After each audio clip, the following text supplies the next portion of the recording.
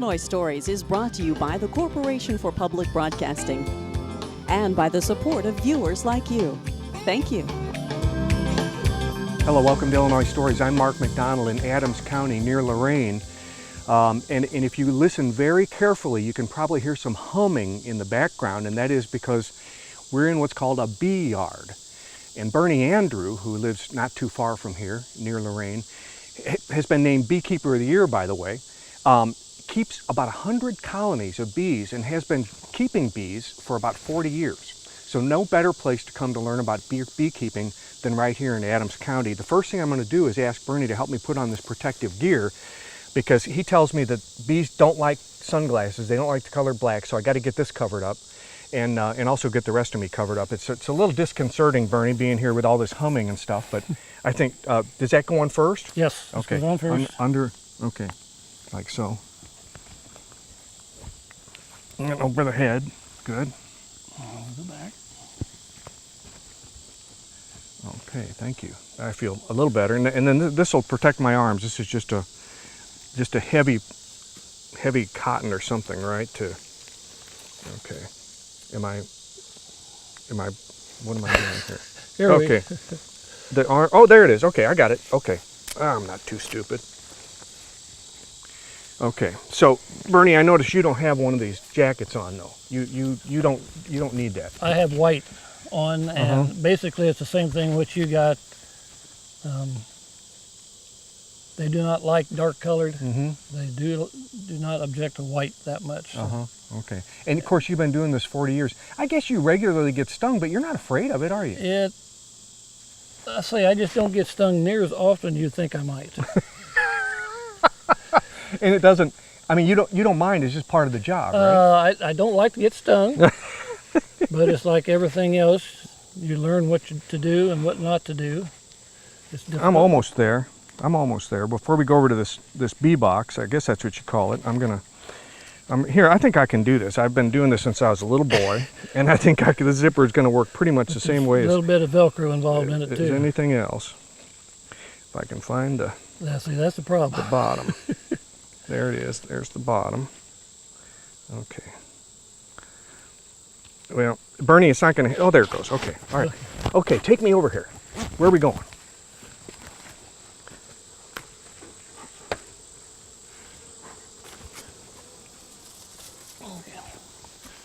I'll bet our microphones are picking up that buzzing now. That's pretty steady. And of course you can see them.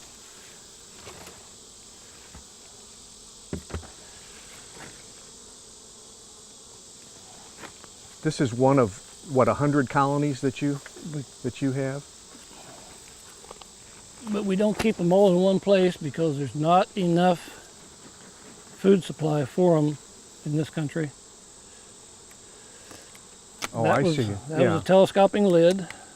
This is called the inner cover.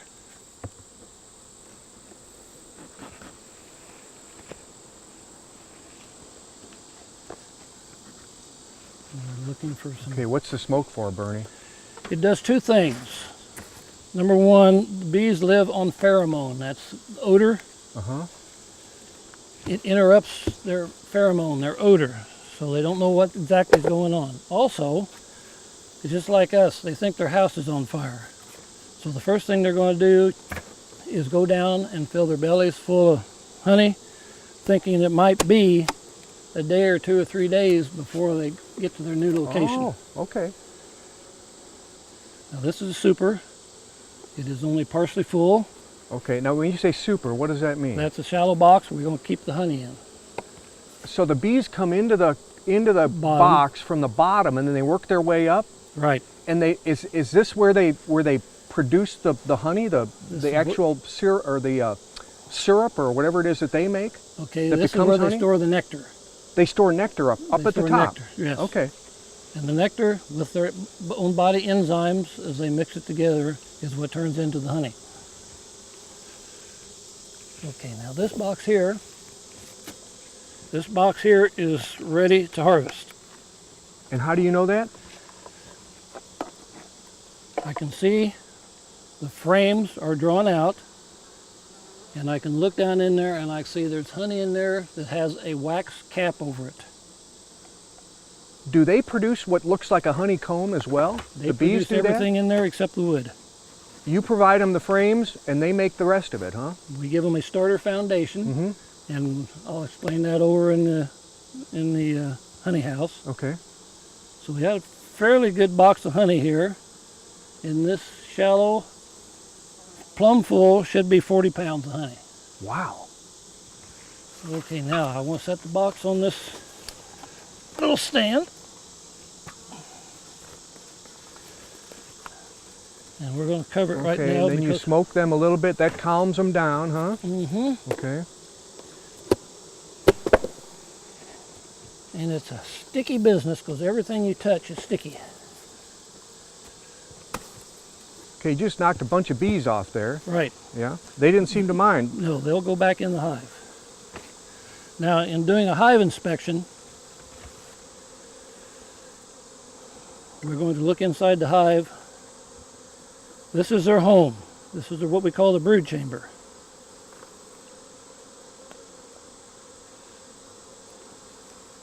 And what we have on this frame is nothing but honey. That's the outside frame. We're looking for the brood chamber part of this box. And what does the brood chamber mean? That's where they have their eggs, Oh, larvae, and pupa. that would be toward the middle. Right. Okay. Look at the numbers of bees, my God. Look. Now, what we have here is we have honey around the circular, and in here we have capped brood, we call that. Are those eggs? Those are pupa. Pupa, okay. So the eggs become pupa. Right. Uh-huh. No, I'm sorry. That's the larva there. That's the larva. Is it? Which is it? Larva comes first, doesn't it? And then Yeah. pupa? That's Yeah. pupa then. Okay, you may Yeah. want to edit that. Okay. Larva. Number in a box of rocks, right? Right now I'm looking for the pupa. And I don't see any on that frame. I may not find any on this. The pupa is further developed, right? That means you're getting closer to another Maturity. hatch? Right, right. This is maturity. This is pupa only. I see no larva, which is not uncommon for this time of year. Well, we're here in August, and so this is like the end of the season when they would be breeding. Raising their Will young. they do that all year? They do it most of the year. They don't do it in the winter, of course. However, it takes some very cold weather before the queen will quit laying. Is there any chance we'll find the queen today? Probably not. Probably not, but we might. Right. Now then, I don't know if you can get a hold of here. These are all worker bees here. This young fella here is a drone. Okay, a drone does the breeding, right? He is the male bee. Okay. And he doesn't sting. He has no stinger. Oh, that's why you can He's hold him like that. Okay. Harmless as a housefly. And he's the one that fertilizes the queen's eggs? Right. So you've got thousands and thousands of them for one queen. Is that right? No. Or hundreds, anyway. You hope you have maybe 5% of your colony as drones. Uh-huh. No more than that. And the workers are females? The workers are sterile females.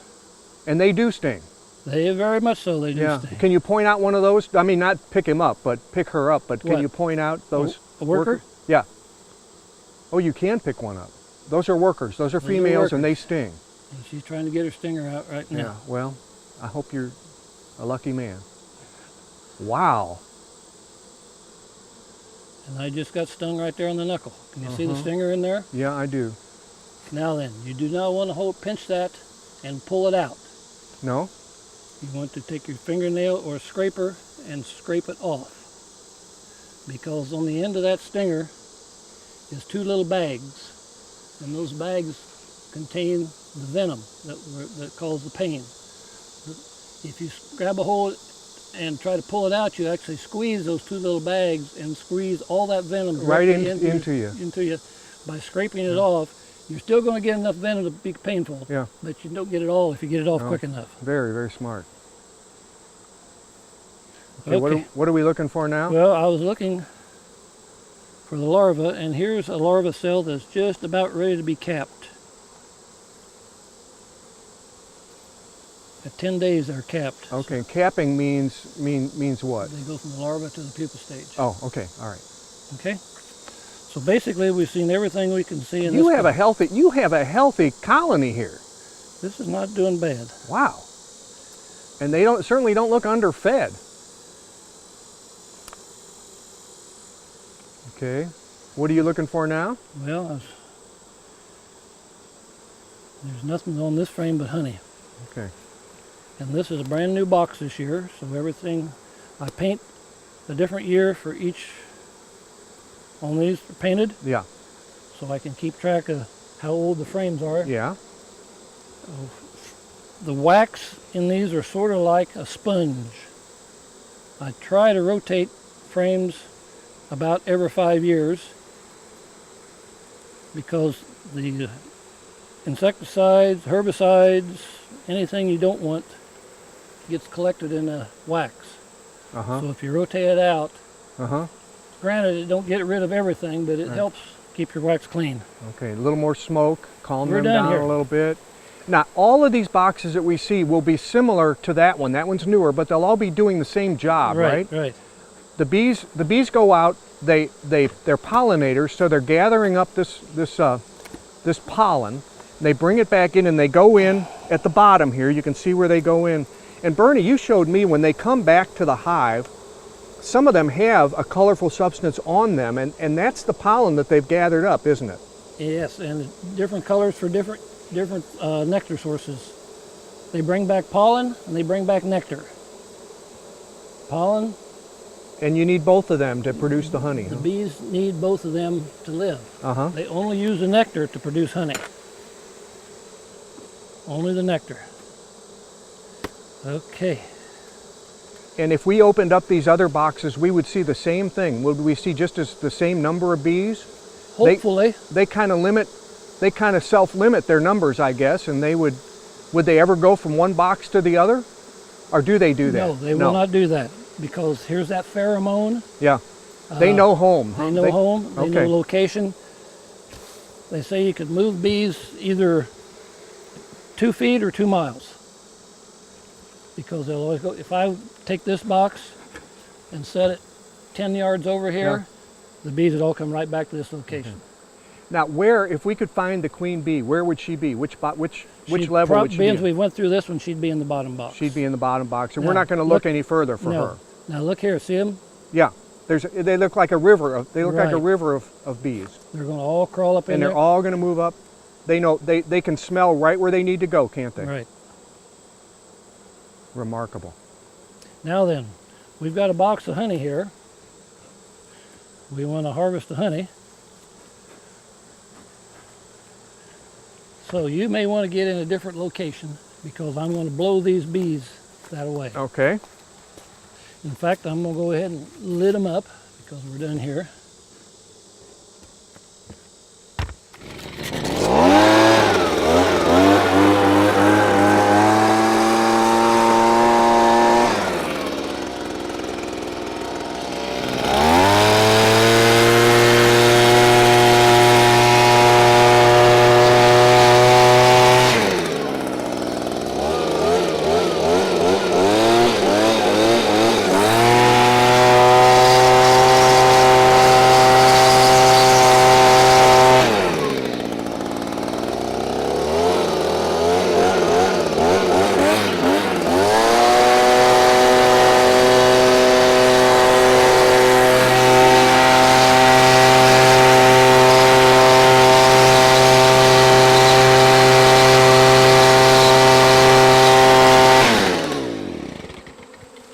Wow. We're done. Listen to them. Now, you're going to try to gather that up before they all get back in there, right? Yeah. Yeah, okay. I'm making way for you. I'm just going to set this right here for right now. Wow. We just stirred up thousands of bees. I'm surprised they're not mad as heck. They're all going to go back in, though. They're all going to go back in. Okay, we're going going to come over here in just a couple minutes. Yeah. Oh my goodness. Wow. They want back to safety, don't they? That's where they want to be. I'm surprised you didn't make them so mad that I'm surprised we survived that. Okay, then you're going to carry this honey box back to the processing place, huh? Right. These bees in, I'm going to say 10 to 15 minutes will be just like that box there. There'll be no bees on the outside. Now, certain times of the year, they'll hang on the outside. That's because they're usually too crowded in the inside, or there's an awful lot of young bees that are not the field bees. It's called festuling, and that's normal. But in this instances, they was all in that box there. Yeah. They've been kicked out. If you'd come back here in 10, 15 minutes, look, you'll see no dead bees, almost no dead bees, no crippled bees, no nothing. It looks like I'm just tearing the living daylights out of them with this blower, but it has absolutely no effect on them whatsoever as far as they're able to. They'll just climb back in and they'll be like nothing ever happened. Right. There'll be no dead bees or no crippled bees or no nothing laying out there. Okay, we're ready to go. Ready to go to the processing place. Go extract, yep. All right. Bernie, that thing's heavy, isn't it? About 50 pounds. About 50 pounds. It's got 35 pounds of honey in it, right? That's loaded with honey. Now, see all those frames are down in the box? We push them down, they pop right up. Okay, and this is what we just took out of the colony, or is that right? The colony, is that right? Okay, so that's what we just took out. The next step is you've got a machine here that cuts the caps off, right? Which means that exposes the honey. Right. Okay. Now we turn it on. It's kind of noisy, so we'll do our best here.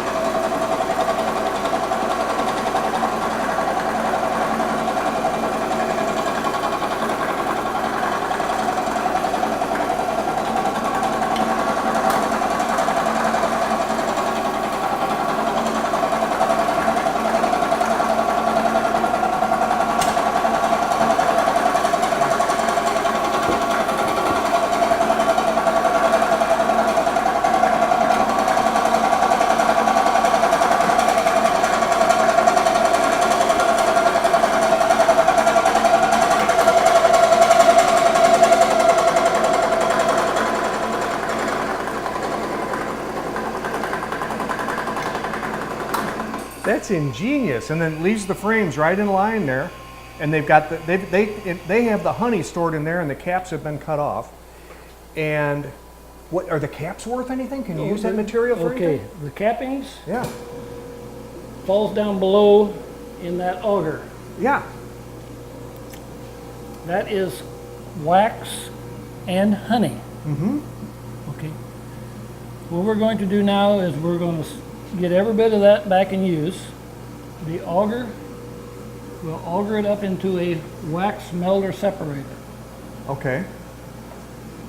And that thing's hot, isn't it? That is very hot. Okay. It goes into the far side, which is pure cappings. Wax is heavier than honey. Well, it will float to the top. Yeah. The honey will go down the bottom. Okay, and that's how. Okay. Okay, now then, the wax and honey, everything will come over to this side, and there's a heating grid in there. And what it's going to do is to melt the wax, and the honey is going to go down to the bottom. Ah, that's how it separates. Right. Now, the honey in the bottom, when it gets so full, will come out through this gooseneck into a clarifier tank. Where again, any wax would come to the top. The honey would go to the bottom. You can see that's what's happening. Right. Yep. Okay, now, over here, when this gets so full of melted wax, liquid wax will come running out of there in a minute or two. And that is cappings wax. Otherwise known as beeswax? Beeswax, right. And that's useful for candles? Candles. Some people make soap out of it. Some people make a variety of things. And a lot of people now are using it for cosmetics. Lip balm, hand cream, things like that. And that is cleaner wax than if we get any out of the wax melter. Okay, so we're losing nothing. All the honey and the wax is going into there. The wax is separated, the honey is separated, and we're saving everything. Now then, Are we going around the other? We've got all the honey. And these are all frames that have yet to be extracted, right? Right. Okay. Uh, Okay, Bernie, now you went and got what you needed to get, and these are the frames that we just saw you cut the cappings off of, right? right. And they're full of honey. Even though we saw a lot of honey come out, Right. they're full of honey. We took maybe 10% or less of the honey off of these frames when we uncapped. Wow, that's not much. Not much. So 90% of the honey is still going to be in the frames. Uh-huh. And what is this machine called here that you're putting them in? That's called an extractor. Uh-huh. Basically, it's just a big centrifuge. Okay. And now we're ready to string it out. It's going to spin like crazy, isn't it? It'll take it a while. Oh, it doesn't spin real fast? It does. It has to get going. Okay, all right. Any idea how many cycles a minute or anything No. like that? No? It does take it about a minute to get full RPM though. You know, while we're looking at this, it wouldn't hurt to tell people about the company that makes this beekeeping equipment, because they're right here in Hamilton, Illinois. They're known worldwide for making equipment for beekeepers. Right. Basically, except for the uncapper, which is made in Idaho, everything else in here is made by Daydance. Daydance, yeah. And it's all And made they've in been there for decades and decades. one of the oldest bee companies, manufacturers, and the largest in the world. Yeah. And you could visit the place and get what you need. It only takes you, what, an hour to get up there, maybe? Okay, is this spinning at normal rate now? No, it still hasn't gotten up there, huh? Will we actually see any honey being thrown? I hope, if you can.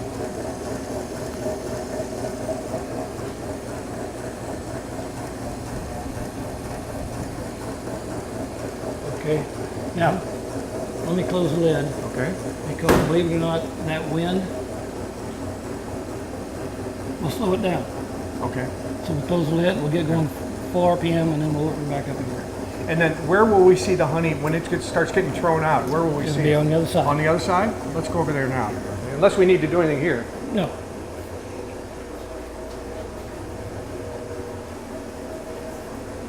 And this is actually purer honey than the other because it doesn't have the wax mixed in with it, right? Right.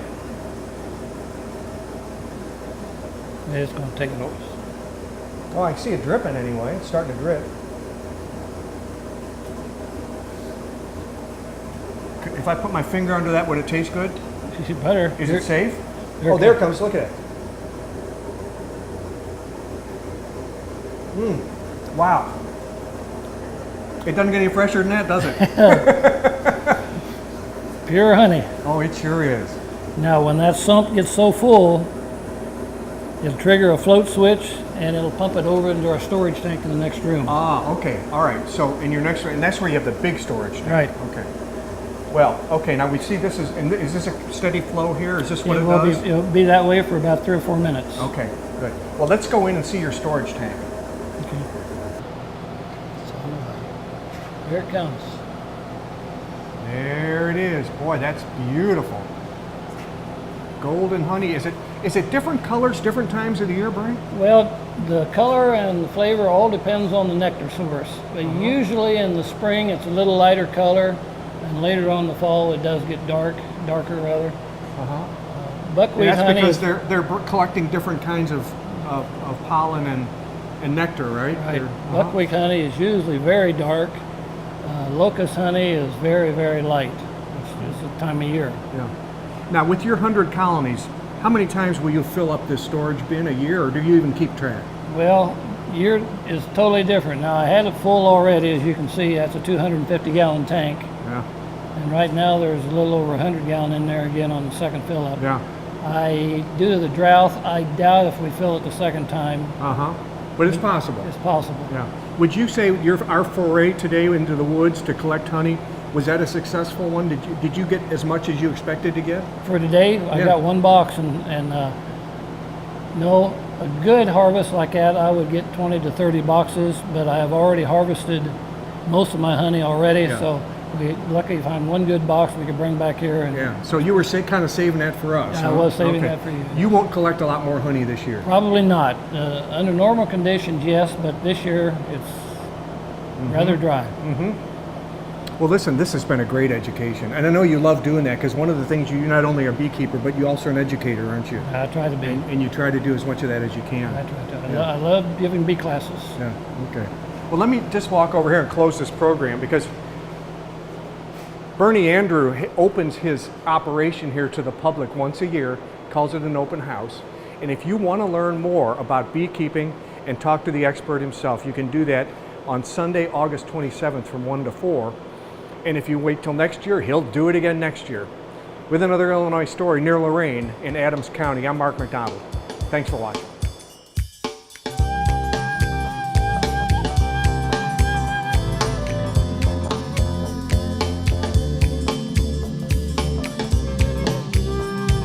Illinois Stories is brought to you by the Corporation for Public Broadcasting and by the support of viewers like you.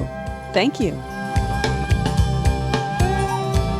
For a DVD copy of the program you've just seen, send $19.95 to Network Knowledge, P.O. Box 6248, Springfield, Illinois 62708. Be sure to include the program name, subject, and when the program aired. You can also order with your credit card by calling 800-232-3605.